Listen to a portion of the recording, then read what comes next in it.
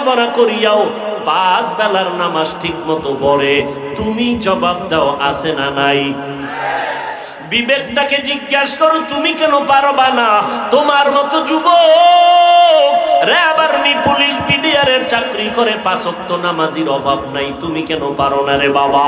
তোমার পায়ে হাত রেখে জিজ্ঞাসা করি, একটু চিন্তা করে জবাব দাও।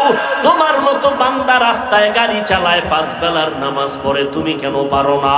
তোমার মতো বান্দা জীবনে মাদ্রাসায় পড়ে নাই, জেনারেল লাইনে পড়ুয়া, তাকায় দেখো চাকরি করে ব্যবসা করে হালাল খায়, নামাজ ছাড়ে না, তুমি কেন পারো না? তোমার মতো বান্দা নদীর মধ্যে মাছ ধরিয়া নৌকায় নামাজ পড়ে, নামাজ ছাড়ে না, তুমি কেন পারবা না রে বাবা? মনে মনে কি ভাবছো হুজুরদের কথা মিথ্যা? মনে মনে কি ভাবছো কোরআন মিথ্যা, হাদিস মিথ্যা? শুরুতেই বলেছি একটা ভুল পারলে বের করে দাও, এখন দাড়ি কেটে ফেলবো, এখন জামা ফালাইয়া প্যান্ট শার্ট টাই লাগায় নাচ গান করবো, তুমি কেন? 1500 বছর পর্যন্ত কেউ পারে নাই, কিয়ামত পর্যন্ত কেউ পারবে না। কোরআন হেফাজতের জিম্মা নিয়েছেন আমার আল্লাহ। এরে নবীর উম্মত, কোরআন এমন সত্য, যার কাছে আল্লাহ কোরআন দিলেন সে আমার মায়ার নবী। কেমন নবী জানো না? যেই নবীর 63 বছর হায়াতে একটা মিথ্যা কথা বলেন নাই, কাউকে গালি দেন নাই, চোখ গরম করে তাকান নাই।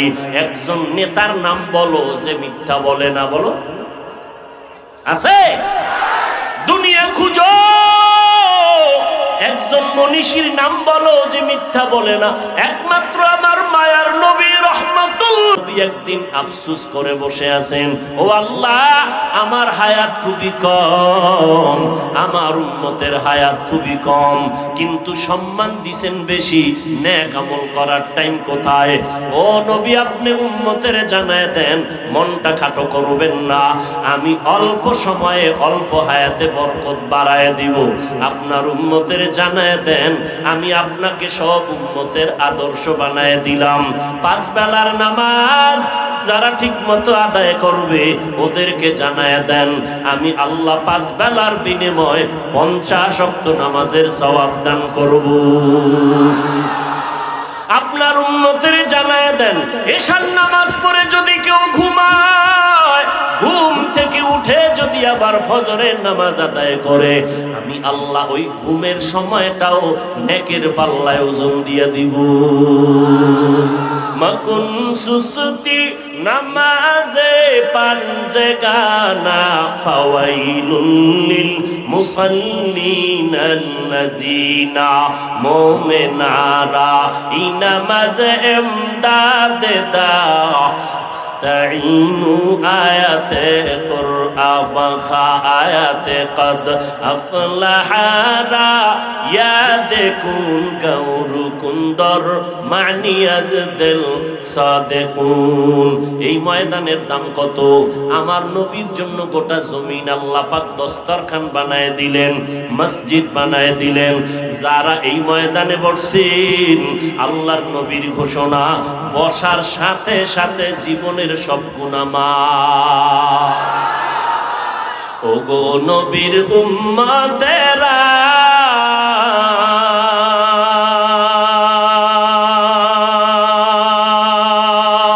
হয়ে আজি দিশাহারা, কোরআন হাদিসের চলো যখন যাহা চায় মনে, নবী বিনে কে তরাবে পুসিরাত মিজানে, নবী বিনে কে তরাবে পুসিরাত মিজানে। ও নবীর উম্মতের দল, আল্লাহ নবীর মোহাব্বতে এত সম্মান আমাদের দান করেছেন। এরে নবীর আশিক, এই জমিনটা আল্লাহ মসজিদ বানায় দিয়েছেন, এই উম্মতের জন্য আল্লাহ এত বরকত দিয়েছেন। ও উম্মতেরা, তোমরা যদি এক রাতের ইবাদত করো 1000 মাসের সওয়াব আল্লাহ দান করবেন। ওয়াজের প্যান্ডেলে আসো, এতগুলো মানুষ যদি কোনো কোটিপতি বসাইয়া রাখতে চাইতেন, 500 করে টাকা দিব বলিয়া এই মানুষগুলো এখানে আনার জন্য তার 1 নাম্বার কাজ হতো ফ্রি গাড়ি দেওয়া, ভাড়া দেওয়া, না হয় একজন আল্লাহর বান্দা এখানে হাজির হতো না। দুনিয়ার কোটিপতি যদি চাইতেন এখানে এতগুলো মানুষ আমি জমা করব, নাস্তার জন্য কত গরু না জবাই করা লাগতো, কত খাসি না জবাই করা লাগতো, ফাঁকে ফাঁকে নাস্তা দেওয়া লাগতো, বসার জন্য ভিআইপি বিছানা দেওয়া লাগতো নেই? এতগুলো মানুষ নিয়ন্ত্রণের জন্য কত প্রশাসন, কত পুলিশ লাগতো। কিন্তু বান্দা আকল দিয়ে একটু চিন্তা করে তাকাও, এতগুলো মানুষ এখানে আসছেন, কাউকে জোর করে আনা হয় নাই, ভাড়াও দেওয়া হয় নাই, বরং অনেকের থেকে টাকা কোরআনের খেদমতের জন্য রেখে দেওয়া হয়েছে, ঠিক নেই? কাউকে টাকা দেওয়া হয় নাই, নাস্তার তো খবরই নাই। ও আল্লাহর বান্দা, এখানে আসার জন্য সবাই আসছেন নিজের ইচ্ছায়, কেউ টাকা খরচ করে, কেউ পায়ে হেঁটে।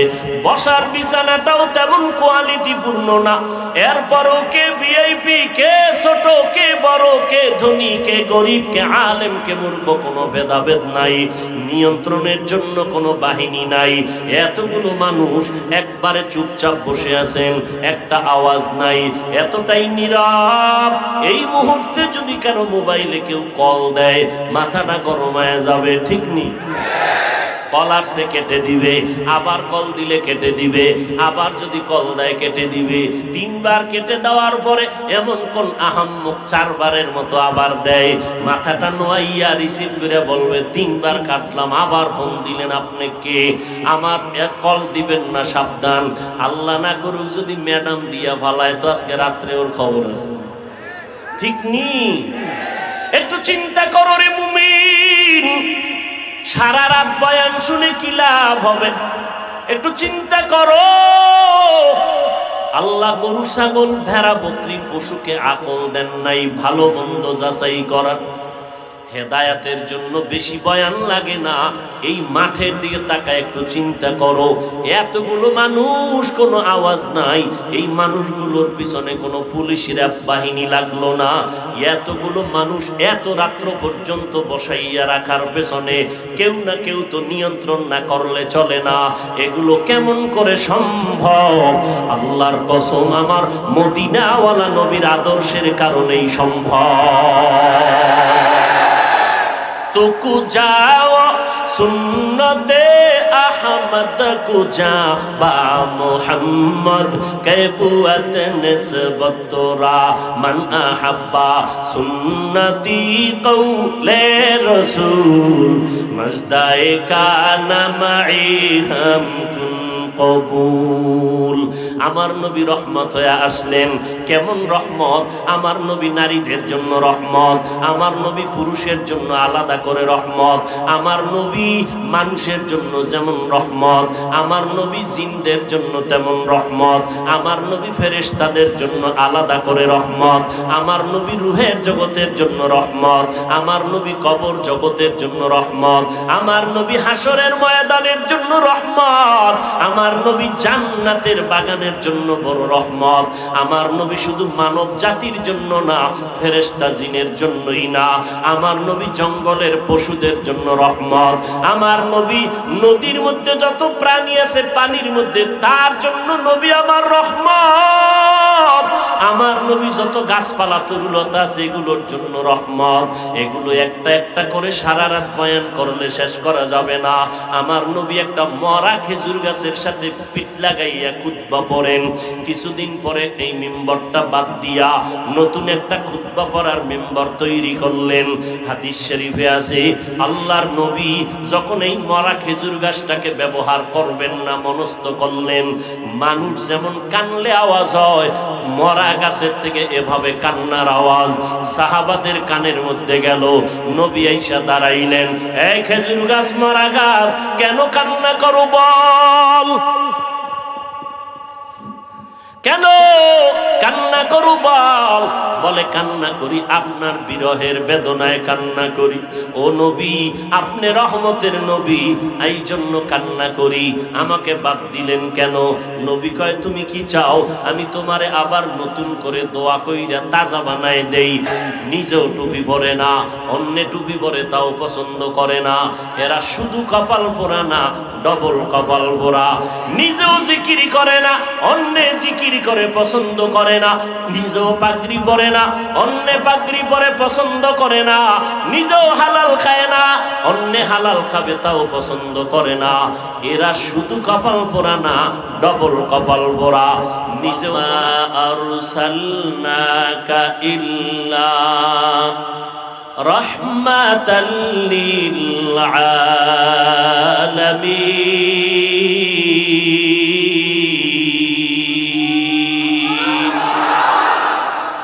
ইমামুল আউয়ালিন আল আখিরিন বহর সদকা রহমাতাল লিল আলামিন।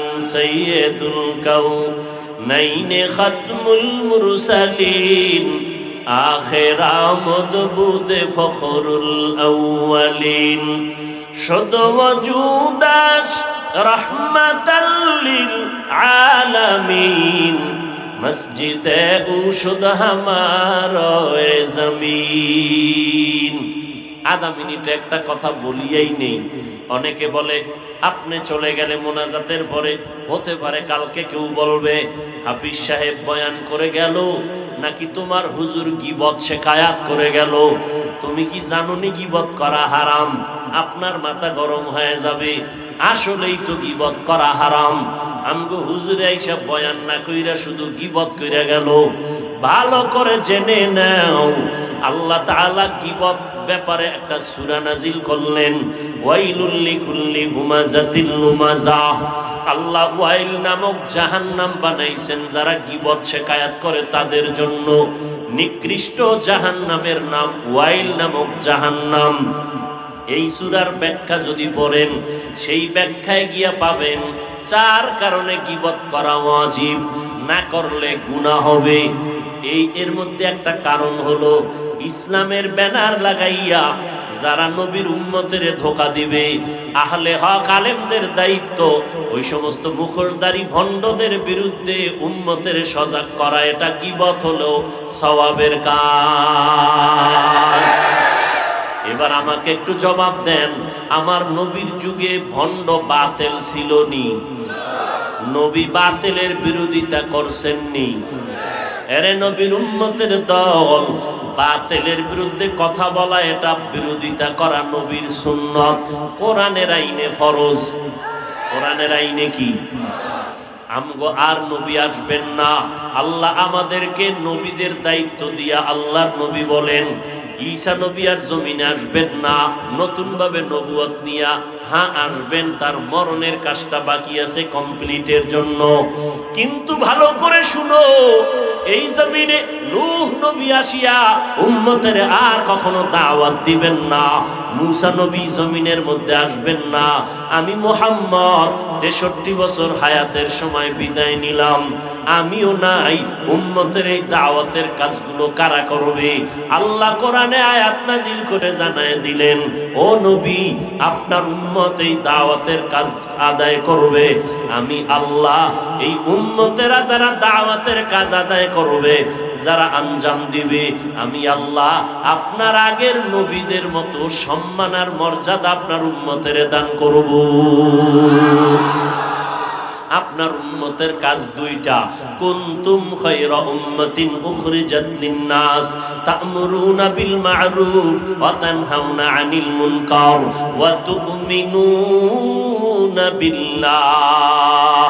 আপনার উম্মতের 1 নাম্বার কাজ হলো এরা শ্রেষ্ঠ উম্মত। নূহ নবীর উম্মত শ্রেষ্ঠ না, ইব্রাহিম নবীর উম্মত শ্রেষ্ঠ না, মুসা নবীর উম্মত শ্রেষ্ঠ না, আখিরি নবীর উম্মত আখিরি রহমাতুল লিল আলামিন আলামিনের উম্মত আমরা শ্রেষ্ঠ। আল্লাহ বলেন কোরআনে এদের দায়িত্ব দুইটা, তা'মুরুনা বিল মারুফ, এক নাম্বার দায়িত্ব অন্যদেরকে জান্নাতের পথে ডাকবে, নামাজের দাওয়াত দিবে, নবীর আদর্শের দাওয়াত দিবে। দুই নাম্বার দায়িত্ব ওয়া তানহাউনা আনিল মুনকার, অন্যায় কাজে তারা বাধা প্রদান করবে, মানুষ যেন অন্যায় কাজ না করে। পাও ধরা লাগলে ধরবে, দিনের বেলা মানুষের পায়ে পাও ধরিয়া দাওয়াত দিবে। গুনার কাজ করবা না, রাতের বেলা আবার হেদায়েতের দোয়া করবে। উম্মতের দায়িত্ব দুইটা, এক নাম্বার দায়িত্ব মানুষগুলোকে দাওয়াত দিবে, জান্নাতের পথ দেখাবে। দুই নাম্বার দায়িত্ব জাহান্নামে যারা যাইতেছে ওখান থেকে তাদের ফিরাইয়া নিয়ে আসবে। অতএব ভালো কাজের দাওয়াত দিবে, অন্যায় কাজে বাধা প্রদান করবে। আরো সহজে বুঝেন, ওয়াল আসরে সূরাটা আপনারা সবাই জানেন। আল্লাহ তাআলা বলেন এই সূরার মধ্যে সময়ের কসম খাইয়া আল্লাহ বলেন ইন্নাল ইনসানা লাফি খুসর, সব মানুষ জাহান্নামে যাবে।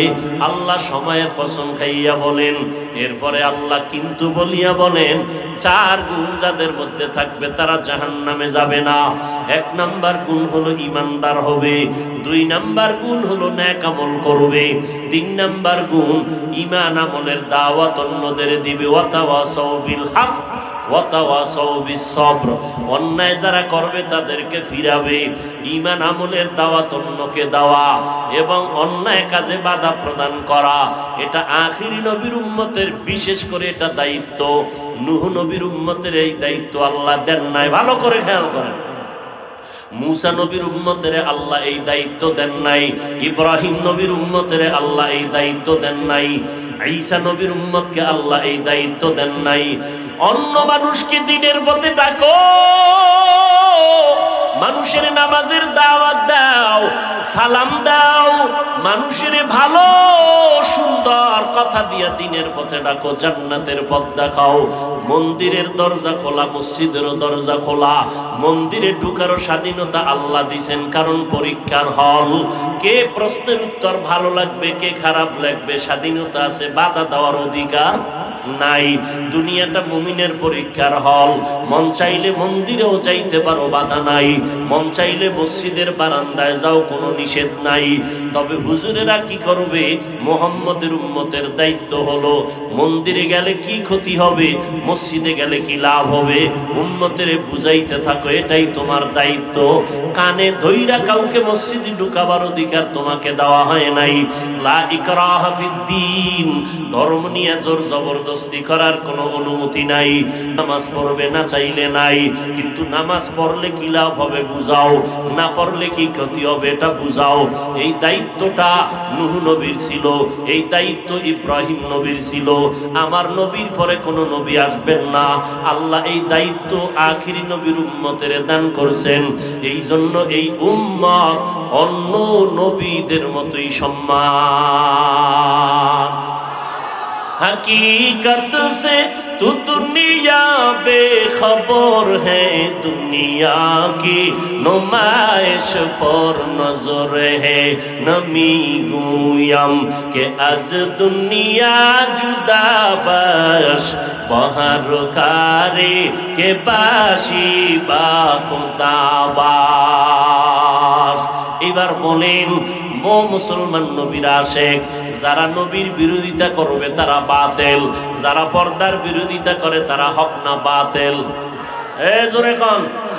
যারা মাদ্রাসার বিরোধিতা করবে তারা হক না বাতিল? যারা ওলিয়া উলিয়ার বিরোধিতা করবে তারা হক না বাতিল? আল্লাহর কসম, একবার না দুইবার না তিনবার আমি কসম করে বলে গেলাম, ও দুনিয়ার মানুষ ভালো করে রেকর্ড করো, লিখে রাখো। আল্লাহর কসম একবার, আল্লাহর কসম দুইবার, আল্লাহর কসম তিনবার। ওয়াল্লাহি বিল্লাহি তাল্লাহি, এই জমিনের মধ্যে যারা বলে আমরা ওলি মানি না, আউলিয়া মানি না, আল্লাহর কসম করে বলে গেলাম এরা কোরআন মানে না, বুখারী শরীফও মানে না।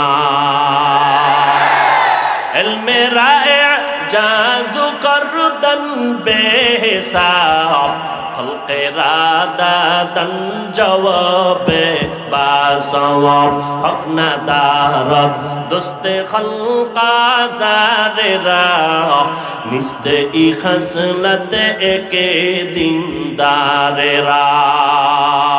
যারা মাদ্রাসার বিরোধিতা করে, ওলিয়া উলিয়ার বিরোধিতা করে, এবার বলেন তারা হক না বাতিল? সবাই একমত? যারা বলে ওলি মানি না তারা বুখারী শরীফ মানে না, যারা বলে আমরা আউলিয়া মানি না তারা কোরআন শরীফ মানে না, যারা কোরআন বুখারী মানে না তারা হক না বাতিল?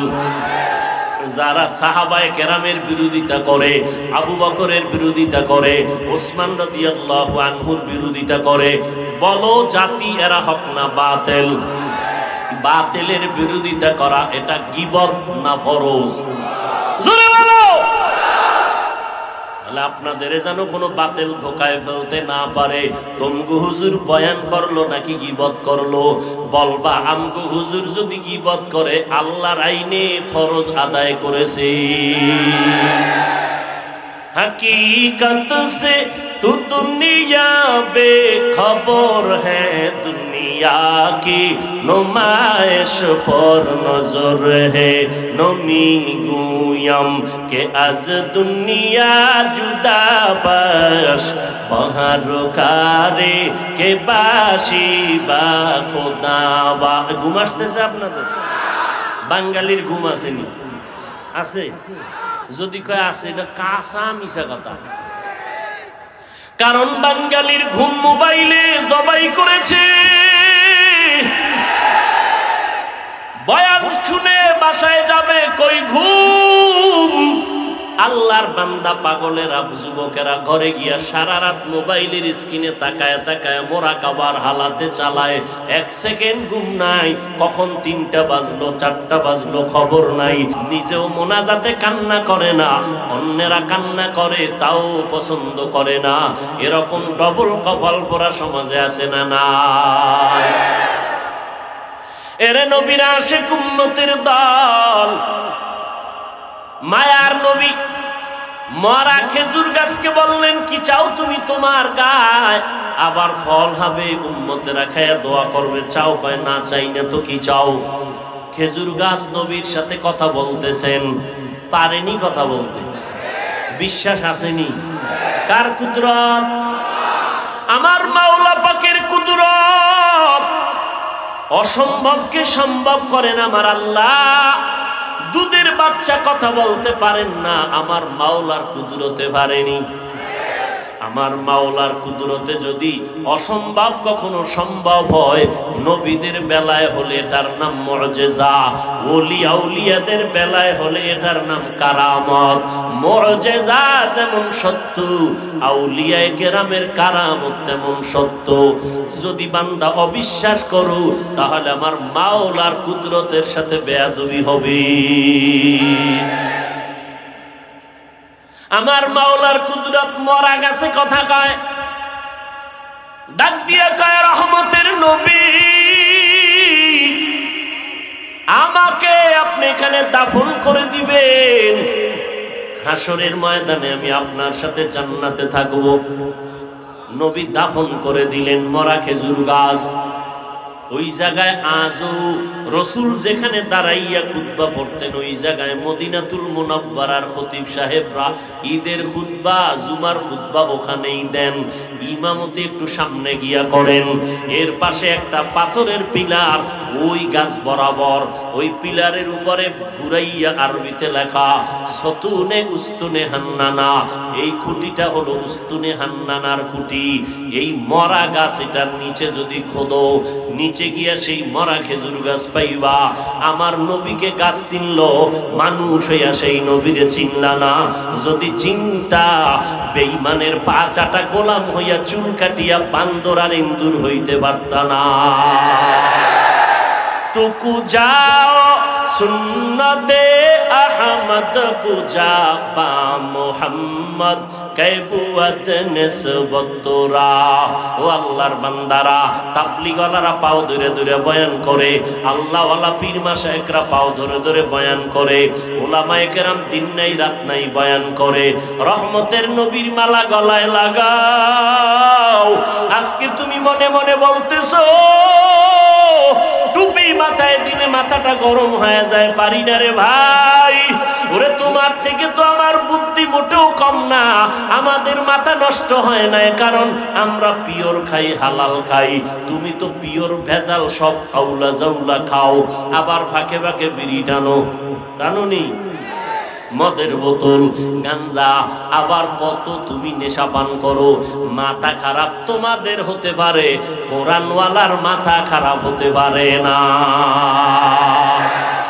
মাথা টুপি দিলাম কই, এই চিন্তা তো করলাম, তারপরও তো টুপি ফালাইলাম না। দাড়ি রাখলে যৌবনের ভাব চলে যায়। তুমি বুঝছো বাবা, আমরাও কম বুঝি নাই, এরপরও কেন দাড়ি ফালাই না? লম্বা জামাটা গায়ে দিলে কত গরম লাগে, তুমি বুঝছো আমরা বুঝি নাই ব্যাপারটা এমন না, এরপরও কখনো জামাটা ফালাই নাই। আমি মাঝে মাঝে এভাবে উদাহরণ দেই। এখন তোমাদের বাবা ও যুবকেরা ভালো করে শুনো, তোমারে যদি এখন জিকিরে লাগাইয়া আমি স্টেজের পিছনে যাইয়া 5 মিনিট পরে এসে আবার বয়ানে বসি, কণ্ঠ ঠিক আছে, বয়ান ঠিক আছে, শুধু লেবাসটা পাল্টাইয়া প্যান্ট শার্ট টাইয়ার মাথায় ক্যাপ লাগাইয়া বসবো, একটা মুসলমান এখানে থাকবে না। যারা প্যান্ট শার্ট টাইয়ের গোলাম তারাও বলবে এই ব্যক্তির বয়ান শুনে কোনো লাভ হবে না। আকলকে জিজ্ঞাসা করো, মদিনার পোশাকের দাম কত একটু জিজ্ঞাসা করে না। মদিনার পোশাকটার দাম কত চিন্তা করো। আমি প্যান্ট শার্ট টাই পরে যদি বয়ানে বসি, কেউ বয়ানে থাকবে না, সবাই বাসায় গিয়া বলবে অমুকের নাম শুনছনি, সে ধ্বংস হয়ে গেছে, ঠিক নি? চিন্তা করো বাবা, মদিনার পোশাকের মূল্য কত। কিন্তু তোমারে তো কোনোদিন আমরা গালি দেই নাই, এই কথা তো কোনো আলেমরা বলে নাই 5 কুল্লি মাথায় না দিলে গুনাহ হবে। কেউ বলে নাই ও স্কুলে পড়ুয়া ছাত্র, স্কুল কলেজ ছেড়ে দিয়া নবীর আদর্শের মালা গলায় লাগাইয়া মাদ্রাসায় যাও, কেউ বলে নাই। অন্তত আমি বলবো না, তোমারে সাহস দিয়া যাব আজ। এই স্কুল কলেজের ছেলে মেয়েরা স্কুল জীবনে ছাড়বা না, কলেজের লেখাপড়া বন্ধ করবা না। আলেম হইয়া আমাদের মাদ্রাসায় তোমার বীর জমানের দরকার নাই, আমাদের মাদ্রাসায় আলেম ওলামার অভাব নাই। আমার সোনার বাংলাদেশে এখন বেশি বেশি অভাব হলো আদর্শ ডাক্তার নাই, আদর্শ ইঞ্জিনিয়ারের অভাব, আদর্শ সাংবাদিকের অভাব, আদর্শ বান্দা বড় দরকার। তুমি স্কুল কলেজে পড়িয়া শুধু ডাক্তার হইও না, আদর্শ ডাক্তার হইও। তোমার ব্যবহারে যেন রোগীটা অর্ধেক সুস্থ হয়ে যায়, এমন ব্যবহার করবা না যে রোগী, সুস্থ রোগীও যেন জায়গায় হাত ফেল করে ফেলে, এমন ব্যবহার দিও না রে বাবা। আদর্শ ডাক্তার দরকার, আদর্শ ইঞ্জিনিয়ার দরকার। ও আল্লাহর বান্দারা, ওখানে থাইকেই তুমি নবীর তরিকা মতো চলো।